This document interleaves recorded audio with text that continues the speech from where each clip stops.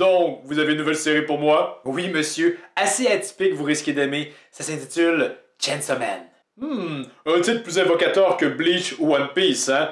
J'aime ça. Donc, parlez-moi de l'homme tronçonneuse. Donc, Denji est notre protagoniste principal, mais au début de l'histoire, il vit un peu au seuil de la pauvreté. Il arrive de peine et de misère à joindre les deux bouts en tuant du démon à l'aide de son démon chien tronçonneuse, mais il se fait attaquer par le démon zombie et il se fait donc tuer et démembrer, mais il parvient à être sauvé par son démon tronçonneuse, chien, si je l'ai encore dit, hein, qui fusionne avec ce dernier pour qu'il devienne Le Chainsaw Man. en chair et en dents, oui. Mais tout ce que vous venez de compter, j'imagine que c'est juste un épisode. Ouais, comme généralement il est coutume de le faire, là. Mais je crois que ça serait une bonne idée de développer un peu plus, peut-être prendre 2, 3 épisodes, histoire que on y croit un peu plus à cette relation-là entre Denji et son chien tronçonneuse. Ah, monsieur, ça peut pas faire ça, c'est un 12 épisodes. Ben, faites-en un 24 dans ce cas. Il faudrait que je gaspille plus de papier pour allonger mon scénario, je veux dire... Ben, vous avez juste à le faire numériquement, votre scénario. Ben, est-ce que vous aimez le sexe, monsieur? Pardon? Parce que vous voyez, Denji est devenu le Chainsaw Man, une créature mi-homme, mi-démon, et il se fait donc enrôler de force par le gouvernement.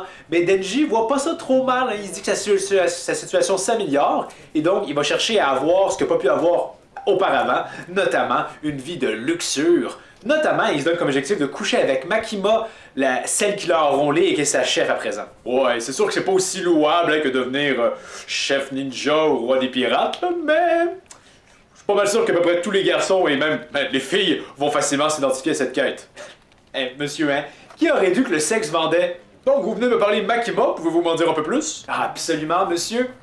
C'est un personnage assez intéressant, très énigmatique, hein. On le sait jamais trop. Est-ce qu'elle est gentille? Est-ce qu'elle a un agenda caché, etc.? Également, hein, avec Denji, est-ce qu'elle l'aime vraiment ou fait juste l'amadouer pour se servir de lui? En plus, hein, elle va être très sensuelle, donc clairement, hein, elle va faire beaucoup plaisir à la fanbase. Ouais, on dirait que vous tenez du solide. Et les autres personnages, quant à eux? Ben justement, hein, Makima va décider de jumeler Denji avec deux autres agents sous sa tutelle. Un trio de protagonistes, hein? Ça se fait un peu trop souvent ailleurs, non? Non mais vous allez voir, hein, mes personnages sont vraiment très différents. Donc, commençons par Akibo Ténébreux, hein, qui a soif de vengeance contre le démon flingue parce que ce dernier a tué sa famille et c'est la raison pour laquelle il est dans le gouvernement pour tuer du démon. Donc, son objectif, c'est de se venger, hein? J'imagine que l'autre qui accompagne Denji, c'est une fille. Voyons, comment est-ce que vous avez deviné? Mais effectivement, hein, elle s'appelle Power. C'est une fille un peu simplette, c'est une possédée. C'est un peu comme Denji, mais si vous me demandez c'est quoi la différence entre lui et elle, je le saurais pas trop, hein. Donc, simple d'esprit, et comme son nom l'indique, hein, elle compte beaucoup sur sa force brute pour l'emporter. Donc, elle est balèze. Oui, oui, absolument, là. Sauf quand le démon chauve-souris blessé prend en otage son chat, elle fait à peu près rien. Et quand éventuellement, le démon chauve-souris réussit à se soigner, respecte pas sa part du contrat et bouffe son chat, elle fait rien. Et elle fera rien non plus quand le démon chauve-souris tente de la manger. Puis après coup, ben, elle sera libérée par Denji de ses entrailles. Il viendra un autre démon, Denji va lui demander de l'aider. Et elle fera rien non plus. Et ça vous tentait pas de la montrer en action? Ah mais elle va le faire auparavant, là. Elle va réussir à vaincre super aisément le démon concombre, jugé très faible. Bon, je veux pas être méchant avec vous. Attends un peu, j'en ai rien à cirer de vous. Vos personnages, là, c'est globalement Sasuke et Sakura, je veux dire, c'est pas très recherché. Peut-être. Mais peut-être pas non plus, hein. J'ai d'autres personnages, là.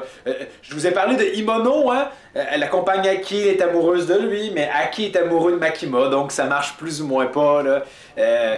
Ensuite, non, ce personnage-là l'a fait tuer rapidement. Lui, j'ai aussi oublié son nom parce que je le tue rapidement. Ouais, je vais vous aider, là. On peut laisser de côté les personnages. Expliquez-moi un peu comment fonctionne l'univers là-dedans. J'imagine que les personnages ont des pouvoirs, hein?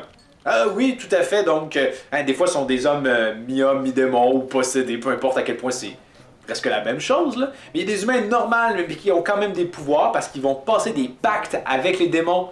Ainsi, ils font un petit sacrifice et en retour, ils sont capables d'utiliser leurs capacités. Par exemple, Imono, que je viens de vous parler, elle sacrifie son œil et en échange, le démon fantôme, hein, agrippe qui elle veut. C'est un pouvoir quand même assez très fort. De son côté, Aki avec le démon malédiction, par exemple, hein, s'il tranche 3 fois une personne et active le pouvoir, la personne automatiquement meurt. Oh, c'est vachement pété comme pouvoir, mais j'imagine que la contrepartie est quand même grande. Oui, absolument. Ça va sacrifier la grande majeure partie de son espérance de vie restante. Ok, moi je comprends un peu mieux comment ça fonctionne, donc... C'est quoi l'intrigue principale, grosso modo? Ben, au final, leur objectif, si on veut, c'est de réussir à trouver le démon flingue. Je l'avais dit, démon très puissant. Mais très rapidement, hein, il y a un complot fomenté par le démon flingue qui réussit à recruter des Yakuza pour assassiner le groupe de Denji et les autres. J'ai l'impression que ça va un peu vite, là, mais j'imagine qu'ils réussissent à déjouer le coup. Plus ou moins, il y a beaucoup de personnages hein, qui vont décéder. D'ailleurs, j'ai déjà oublié leur nom. Et c'est là qu'on va débarquer Katanomen et Aki va être obligé d'utiliser son pouvoir de malédiction pour justement chercher à le vaincre. Katanomen, pouvez-vous en parler plus? J'imagine que c'est un antagoniste. Oui, absolument. Hein, dans le fond, c'est un peu comme Denji, il a fusionné avec le démon Katana, et il en veut beaucoup à Denji parce que ce dernier a tué son grand-père. C'est arrivé quand, ça? Ben, c'est lors du premier épisode, hein, dans le fond, Denji travaillait pour le grand-père du Katanomen, mais ce dernier s'était fait tuer par le démon zombie, et là, il a fallu que Denji tue tous les zombies du démon zombie, puis le grand-père était là-dedans. Mais dans ce cas-là, il a pas raison d'en vouloir à Denji, donc vraiment, sa motivation, nous, personnellement, on s'en fout.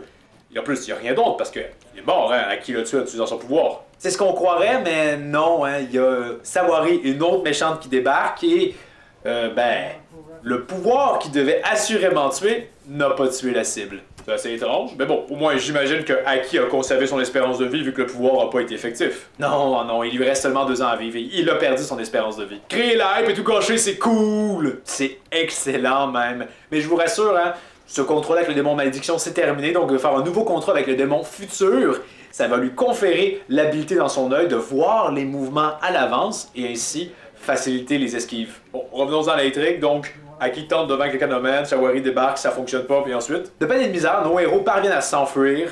Ils vont donc s'entraîner pour le 2e round contre Katanomen et Sawari. C'est le meilleur chasseur de démons au monde qui va entraîner Denji Power. Ouais, les entraînements, hein, c'est quelque chose de normal dans les récits de ce genre, donc c'est quoi l'entraînement? Ah, il va juste leur taper dessus, les tuer, ad nauseam, les soigner, et voilà, ils vont devenir plus forts à travers ça. Plus fort comment? Ah, y a pas de souci, monsieur, hein. Si vous avez peur que ce soit pas super clair, je vais avoir des personnages hein, qui le disent clairement comme « Hey, tu es plus fort que la dernière fois », puis il y aura pas d'ambiguïté. Et juste nous le montrer visuellement, c'est pas possible? Je veux vraiment que le spectateur sache clairement hein, qu'ils sont devenus plus forts, fait que je préfère l'énoncer verbalement. Ouais...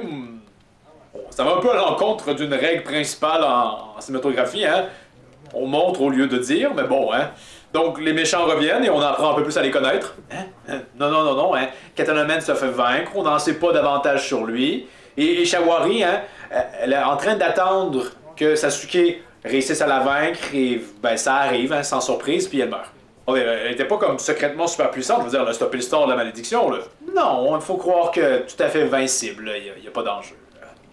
Puis c'est ça, ils arrivent à vaincre ces duos-là, mais le démon flingue est toujours en liberté, donc... Continuez d'être à sa recherche, hein? On est prêt pour une saison 2. Donc, monsieur, qu'est-ce que vous avez pensé de Chainsaw Man? Bon, je vais être franc avec vous, ça semble être bâclé, un peu bordélique, pas très inspiré, mais vous avez dit qu'il y a plein de références au sexe, donc assurément, ça va cartonner.